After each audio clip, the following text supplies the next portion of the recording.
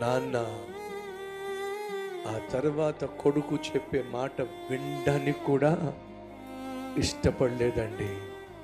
రే, నువ్వు నా ఇంట్లో కొడుకుగానే ఉండాలి, కూలివానిగా నేను ఊహించుకోలేను. ఇది నా దేవుని యొక్క ప్రేమ. నోట్లో నుంచి కూడా ఆ మాట రానివ్వలేదండి. ఎక్కడ ఆ మాట చెప్తాడేమో కొడుకు, నానా నేను నీ ఇంట్లో కొడుకుగా కాకుండా కూలివానిగానైనా నీ ఇంట పని చేసుకుంటాను నాన్న అని అంటాడేమో.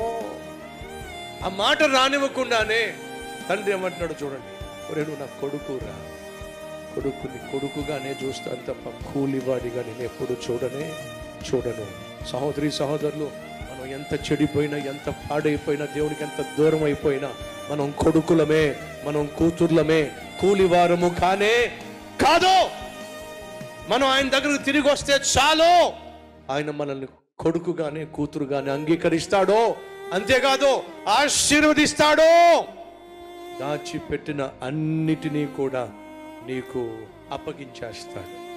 ఎంత అద్భుతమైన తండ్రి అండి నేను ప్రకటిస్తున్న ఈ పరమ తండ్రి.